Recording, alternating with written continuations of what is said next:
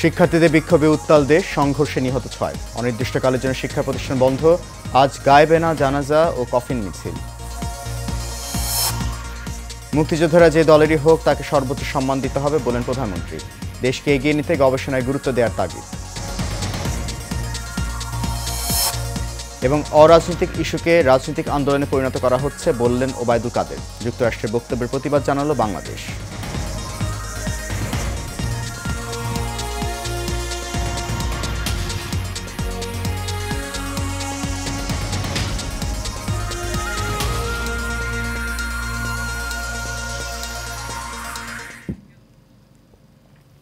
সবাইকে স্বাগত জানাচ্ছি সকালের এশিয়ান নিউজে। আপনাদের সাথে আছি আমি সৈয়দ মাহিউজ্জামান মুখর। শুনছেন বিআরবি কেবল ইন্ডাস্ট্রিজ লিমিটেড সংবাদ শিরোনাম। যাচ্ছি পুরো খবরে। কোটা সংস্কারের দাবিতে গতকাল দিনভর সড়ক অবরোধ করে দেশজুড়ে বিক্ষোভ করেছেন আন্দোলনরত শিক্ষার্থীরা। আন্দোলনরত শিক্ষার্থী ও ছাত্রলীগের পাল্টাপাল্টি কর্মসূচিতে রণক্ষেত্রে পরিণত হয় ঢাকা বিশ্ববিদ্যালয়। পরিস্থিতি নিয়ন্ত্রণে ঢাকা, চট্টগ্রাম, বগুড়া ও রাজশাহীতে বিজিবি মোতায়েন করা হয়েছে। এদিকে গতরাতে শিক্ষা মন্ত্রণালয় শিক্ষার্থীদের নিরাপত্তা বিবেচনায় নিয়ে দেশের সকল মাধ্যমিক স্কুল ও কলেজ অনির্দিষ্টকালের জন্য বন্ধ ঘোষণা করেছে। এদিকে অনির্দিষ্টকালের জন্য সব ধরনের বিশ্ববিদ্যালয়, মেডিকেল কলেজ বন্ধ ঘোষণা করেছে বাংলাদেশ বিশ্ববিদ্যালয় মঞ্জুরি কমিশন। দেখুন HMET রিপোর্ট। কোটা সংস্কারের দাবিতে চলমান আন্দোলনের অংশ হিসেবে মঙ্গলবার বিকেলে ক্যাম্পাসের কর্মসূচি পালনের ঘোষণা থাকলেও দুপুর থেকে ঢাকার বিভিন্ন সড়ক ও রেলপথ অবরোধ করে বিক্ষোভ দেখাচ্ছেন আন্দোলনকারীরা। বেলা 11টার পর থেকেই উত্তরা, বাড্ডা, রামপুরা, মুগদা থেকে শুরু করে Jatrabari, mayor Hanif flyover, science lab মোড় অবরোধ করে রাখেন বিভিন্ন শিক্ষা প্রতিষ্ঠানের আন্দোলনরত শিক্ষার্থীরা। এদিকে কোটা সংস্কারের আন্দোলনকে কেন্দ্র করে পূর্ব ঘোষিত কর্মসূচি বাস্তবায়নে দুপুর থেকে ঢাকা বিশ্ববিদ্যালয়ের রাজু ভাস্কর্যের পাদদেশে অবস্থান নিয়েছে ছাত্রলীগ নেতাকর্মীরা। এ সময় ছাত্রলীগের সাধারণ সম্পাদক জানান, ছাত্রলীগ কোনো ধরনের সংঘাতে যেতে চায় না, যে কোনো বিষয়ে যৌক্তিক আলোচনার মাধ্যমে সমাধান করা সম্ভব। আমরা কোনো প্রকার কনফ্রন্টেশনে যেতে চাই না। আমরা কোলাবোরেশনের মাধ্যমে দেশের শিক্ষা প্রতিষ্ঠানগুলোতে শিক্ষার সুষ্ঠু পরিবেশ বজায় রাখতে চাই। আমরা চাই দেশের শিক্ষা প্রতিষ্ঠানগুলো যে স্মার্ট শিক্ষা প্রতিষ্ঠানে পরিণত হওয়ার দিকে এগিয়ে চলছে সেই ধারা অব্যাহত থাকুক, বাংলাদেশের সুন্দর সাবলীল অগ্রযাত্রা অব্যাহত থাকুক।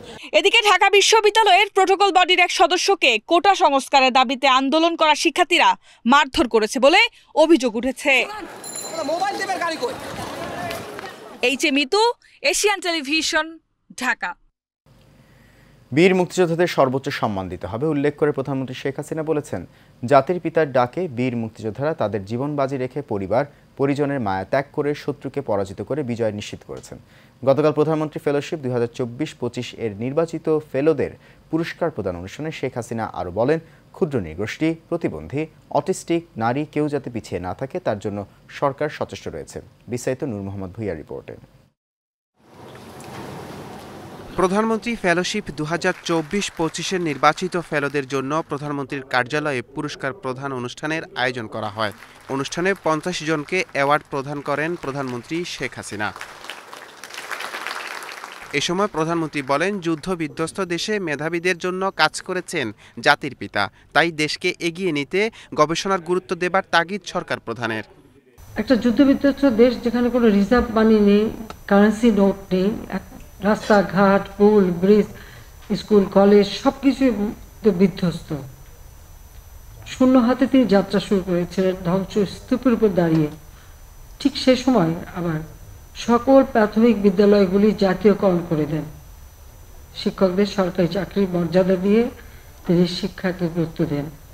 মুক্তিযোদ্ধাদের অবদানের কথা স্মরণ করে প্রধানমন্ত্রী বলেন, মুক্তিযোদ্ধারা যে দলেরই হোক তাকে সর্বোচ্চ সম্মান দিতে হবে। নিজের জীবন দিয়ে, রক্ত দিয়ে এবং অনেকেই পঙ্গুত্ব বরণ করে এই দেশকে স্বাধীন করে বিজয় এনে দিয়েছে, শত্রুকে পরাজিত করে বিজয় এনে দিয়েছে। কাজে সেই ক্ষেত্রে আমি মনে করি তাদের সম্মানটা সর্বোচ্চ থাকবে। যে কারণে একসময় তারা অবহেলিত ছিল, আমি আসার পর থেকে তাদের সব ধরনের সহযোগিতা করেছি এবং গর্ব করে যেন তারা বলতে পারে যে আমি মুক্তিযোদ্ধা। আমার মতামতের সাথে নাও থাকতে পারে, আমার দলে নাও থাকতে পারে, কিন্তু তারপরেও সে মুক্তিযোদ্ধা। কাজে আমার কাছে সবাই সম্মানিত। যে চেতনা নিয়ে দেশ স্বাধীন হয়েছিল সেটি বঙ্গবন্ধু হত্যার পর অনেক দূরে চলে গেছে আখ্যা দিয়ে সরকার প্রধান বলেন, বঙ্গবন্ধু হত্যাকারীদের বিভিন্ন দূতাবাসে চাকরি দেন জিয়া। 15 আগস্টের পরে যারা জাতির পিতা বঙ্গবন্ধু শেখ মুজিবের খুনি, তাদের যাতে বিচার হবে না বলে একটা আইন পাশ করে দেওয়া হয়, ইনডেমনিটি অর্ডিন্যান্স জারি করা হয়, বিচারের পরিবর্তে তাদেরকে পুরস্কৃত করা হয় এবং জেনারেল জিয়াউর রহমান তাদেরকে বিভিন্ন দূতাবাসে চাকরি দেয়। অনেক দেশ কিন্তু তাদের অনেককে গ্রহণও করেনি, কিন্তু তাদেরকে সেভাবে প্রতিষ্ঠিত করা হয়, রাজনৈতিকভাবে তাদের প্রতিষ্ঠা করা হয়। কোনো অঞ্চলের মানুষ যেন পিছিয়ে না পড়ে সে লক্ষ্যে কাজ করছে সরকার জানিয়ে শেখ হাসিনা বলেন, বিজয়ী জাতি হিসেবে বিশ্ব দরবারে মাথা উঁচু করে দাঁড়াবে বাংলাদেশ। 15 বছর বা 20 বছর আগের বাংলাদেশ না, এখন একটা পরিবর্তন হয়েছে, বদলে যাওয়া বাংলাদেশ, কিন্তু এটাকে ধরে রাখতে হবে। সেই জন্য নূর মোহাম্মদ ভূঁইয়া, এশিয়ান টেলিভিশন, ঢাকা। সড়ক পরিবহন ও সেতুমন্ত্রী ওবায়দুল কাদের বলেছেন, যে কোটা সংস্কার আন্দোলন চলছে, এই আন্দোলনেরও নেতৃত্ব নিয়েছে তারেক রহমান। একটা অরাজনৈতিক ইস্যুকে রাজনৈতিক আন্দোলনে পরিণত করতে চক্রান্ত চলছে বলেও জানান তিনি। এদিকে পররাষ্ট্রমন্ত্রী ডক্টর হাসান মাহমুদ বলেছেন, যারা রাজাকার পক্ষে স্লোগান দিয়েছে তারা মুক্তিযুদ্ধের চেতনাকে ধারণ করে না। আরও জানাচ্ছেন শেখ সোহাগ। আওয়ামী লীগ সভাপতির ধানমন্ডির কার্যালয়ে সমসাময়িক বিষয় নিয়ে সংবাদ সম্মেলনের আয়োজন করা হয়। এতে সাংবাদিকদের বিভিন্ন প্রশ্নের জবাব দেন আওয়ামী লীগের সাধারণ সম্পাদক ওবায়দুল কাদের। কোটা সংস্কার আন্দোলন, এ সময় তিনি বলেন, কোটা আন্দোলনের একটি অংশ রাজাকারের পক্ষে। এটা স্পষ্ট, এর পিছনে রয়েছে বিএনপি ও জামাত। এই কোটা সংস্কার আন্দোলনেরও নেতৃত্ব নিয়েছেন সে লন্ডনের দণ্ডপ্রাপ্ত পলাতক আসামি তারেক রহমান। তার দল বিএনপি প্রকাশ্যে সমর্থন দিয়েছে।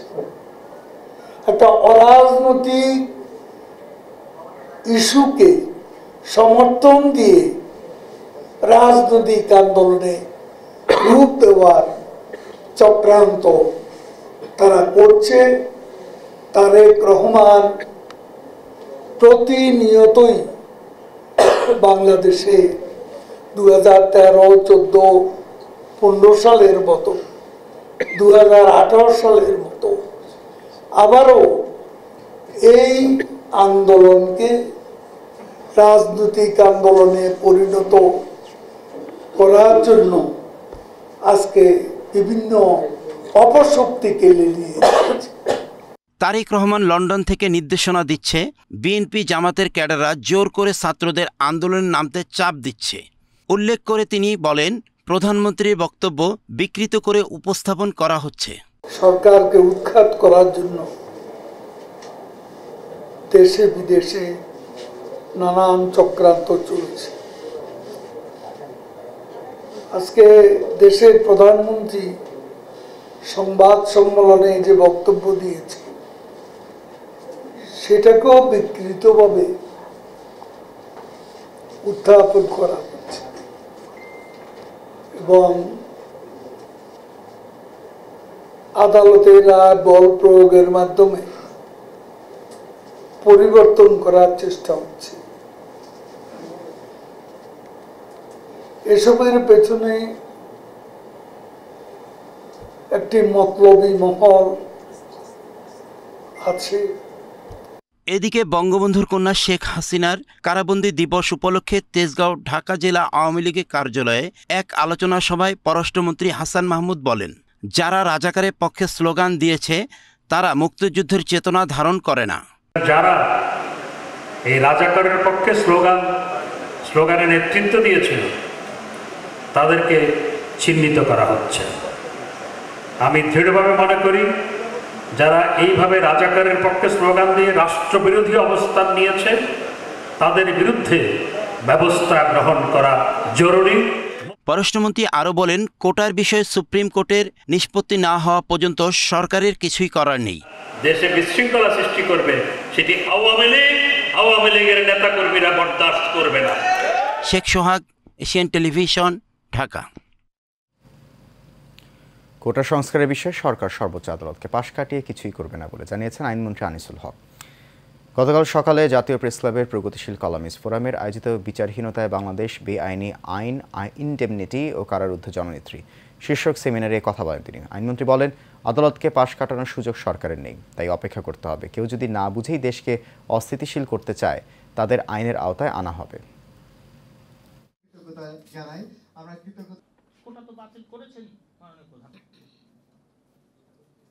যারা আন্দোলন করছেন তারা যদি বলতেন আমি কে, তুমি কে, আমরা বাঙালি, আমরা মুক্তিযোদ্ধার সন্তান, এইটা যদি বলতেন, আমি অবশ্যই বলতাম যে yes, you have a right, yes we will consider.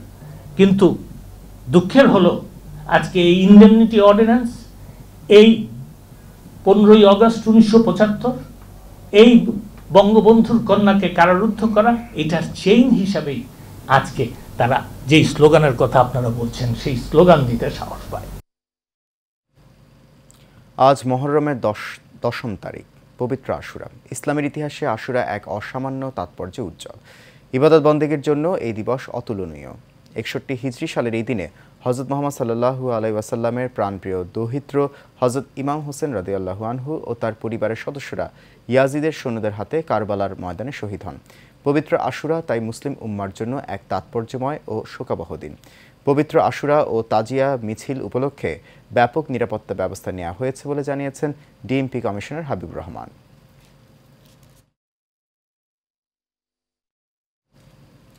Bhandaria উপজেলা বঙ্গবন্ধু সৈনিক লীগের 51 সদস্য বিশিষ্ট কমিটি ঘোষণা করেছেন বঙ্গবন্ধু সৈনিক লীগের কেন্দ্রীয় কমিটির সভাপতি বীর মুক্তিযোদ্ধা আলহাজ হারুন রশিদ সিআইপি। নবগঠিত কমিটিতে সভাপতি হয়েছেন মোহাম্মদ জালাল উদ্দিন ও সাধারণ সম্পাদকের দায়িত্ব পেয়েছেন মোহাম্মদ মেহেদী হাসান কবির মুন্সি। এ সময় বঙ্গবন্ধু সৈনিক লীগকে সুসংগঠিত করার পাশাপাশি আওয়ামী লীগের আদর্শ মেনে সততার সঙ্গে রাজনীতি করার নির্দেশ দেন বঙ্গবন্ধু সৈনিক লীগের কেন্দ্রীয় কমিটির সভাপতি। আগামী 3 বছরের জন্য এই কমিটি ঘোষণা করা হয়। এ সময় কেন্দ্রীয় কমিটির নেতাকর্মীরা উপস্থিত ছিলেন।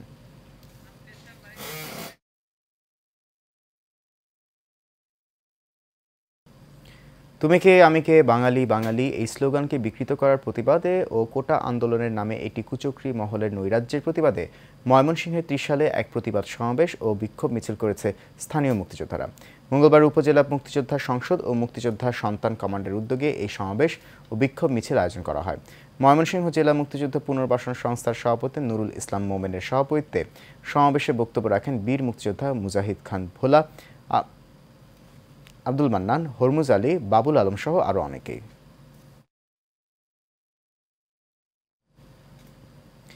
নোয়াখালীতে জেলা আইন শৃঙ্খলা কমিটির সভা অনুষ্ঠিত হয়েছে। এর আগে নবনির্বাচিত উপজেলা চেয়ারম্যানরা এই সভায় যোগদান করেন।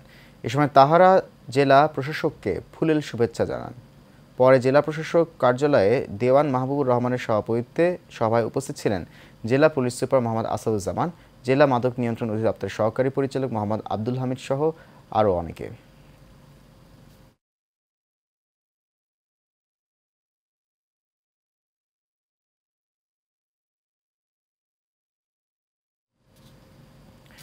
বরগুনার তালতলীতে 32 লিটার দেশীয় চোরাই মদসহ মোহাম্মদ জাহাঙ্গীর হাওলাদার নামে এক যুবককে আটক করেছে পুলিশ। মঙ্গলবার উপজেলা শহরে বটতলা মোড়ে চেকপোস্টে বসিয়ে তাকে আটক করা হয়। আটক মোহাম্মদ জাহাঙ্গীর উপজেলার নিশানবাড়িয়া ইউনিয়নের বড়াইতলা গ্রামের আরশেদ হাওলাদারের ছেলে। তালতলী থানার ভারপ্রাপ্ত কর্মকর্তা শহীদুল ইসলাম খান বলেন, দেশীয় চোরাই মদসহ আটক জাহাঙ্গীরকে মাদকদ্রব্য নিয়ন্ত্রণ আইনে মামলা দায়ের করে আদালতের মাধ্যমে কারাগারে পাঠানো হয়েছে।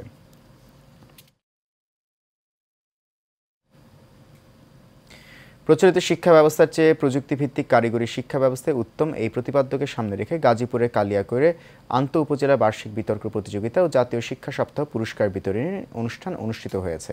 মঙ্গলবার অ্যাডভেন্টিস্ট সেমিনারি স্কুল অ্যান্ড কলেজের অডিটোরিয়ামে উপজেলা মাধ্যমিক শিক্ষা অফিসারের উদ্যোগে আয়োজন করা হয়। এ সময় উপস্থিত ছিলেন উপজেলা আওয়ামী লীগের সভাপতি আলহাজ মোরাদ কবির, উপজেলা নির্বাহী officer Kausar Ahmed, upazila chairman Selim Azad, vice chairman Monowar Hossain Saheb, upazila মাধ্যমিক শিক্ষা অফিসার জাকির হোসেন মোল্লা সহ ছাত্রছাত্রীরা।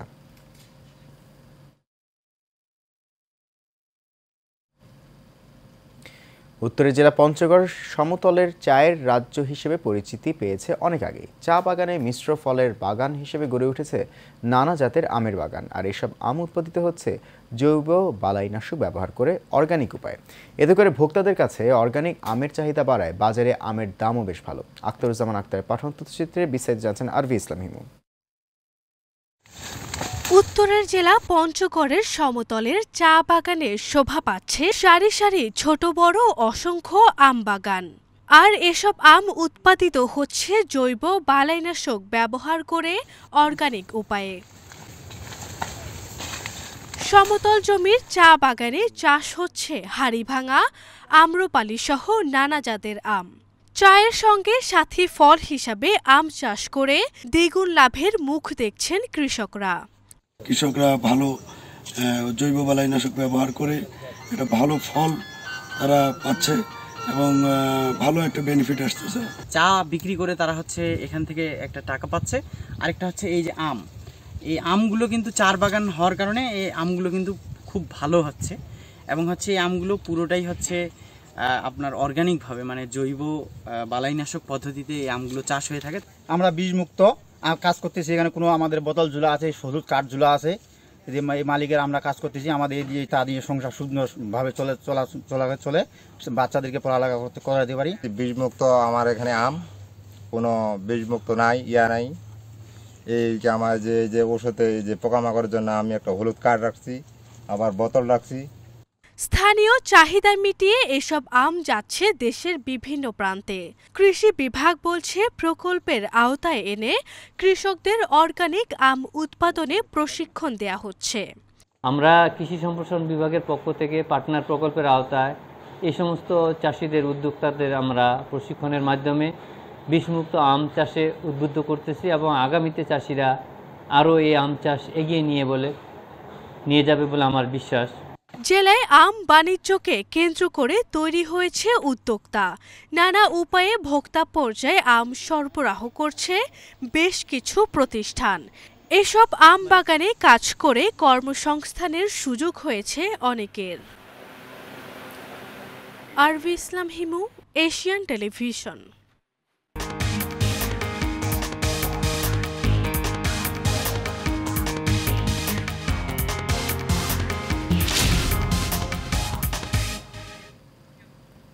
এবার আন্তর্জাতিক প্রসঙ্গ।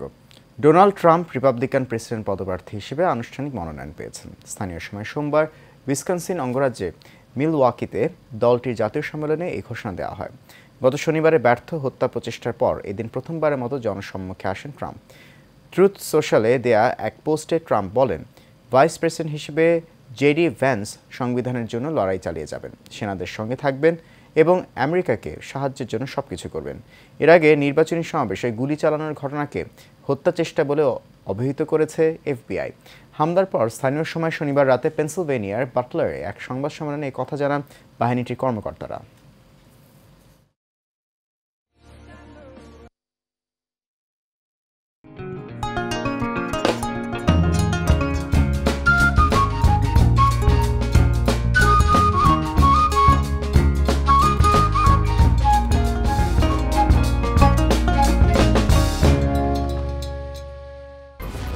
এক্সপার্ট B500 CWR স্বাধীনতার সুবর্ণ জয়ন্তীতে নতুন বাংলাদেশ গড়ার প্রত্যয়। HM steel B500 CWR।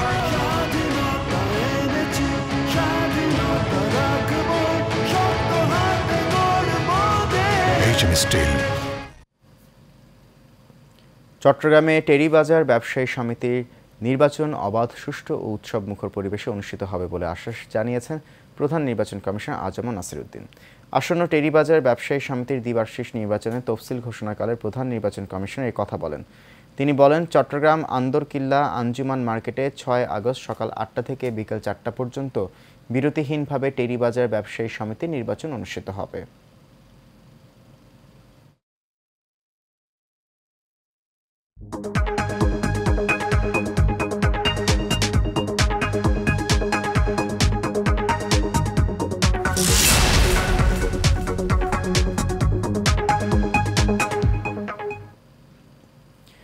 এবার বাণিজ্য সংবাদ। পবিত্র ঈদুল আজহা উপলক্ষে বাংলাদেশ কৃষি ব্যাংক রেমিটেন্স উৎসবের লটারিতে প্রাপ্ত 1038টি শাখার চতুর্থ পুরস্কার বিতরণী অনুষ্ঠান হয়েছে। বাংলাদেশ কৃষি ব্যাংক জয়মন্টপ শাখার ব্যবস্থাপক শামীম আহমেদের সভাপতিত্বে অনুষ্ঠান হয়। এতে প্রধান অতিথি ছিলেন কৃষি ব্যাংক ঢাকার বিভাগীয় কার্যালয়ের মহাব্যবস্থাপক আশরাফুজ্জামান খান। অতিথি ছিলেন কৃষি ব্যাংক মানিকগঞ্জ মুখ্য আঞ্চলিক ব্যবস্থাপক মোহাম্মদ মোজাহিরুল ইসলাম, মানিকগঞ্জ আঞ্চলিক নিরীক্ষা কর্মকর্তা মোহাম্মদ জসিমউদ্দিন সহ আরও অনেকে।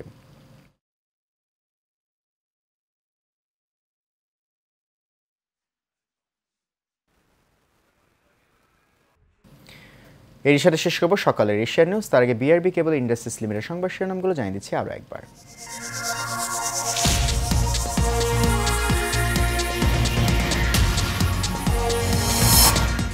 শিক্ষার্থীদের বিক্ষোভে উত্তাল দেশ, সংঘর্ষে নিহত 6। অনির্দিষ্টকালের জন্য শিক্ষা প্রতিষ্ঠান বন্ধ, আজ গায়েবানা, জানাজা ও কফিন মিছিল। মুক্তিযোদ্ধারা যে দলেরই হোক তাকে সর্বোচ্চ সম্মান দিতে হবে বলেন প্রধানমন্ত্রী। দেশকে এগিয়ে নিতে গবেষণায় গুরুত্ব দেওয়ার তাগিদ। এবং অরাজনৈতিক ইস্যুকে রাজনৈতিক আন্দোলনে পরিণত করা হচ্ছে বললেন ওবায়দুল কাদের। যুক্তরাষ্ট্রের বক্তব্যের প্রতিবাদ জানাল বাংলাদেশ।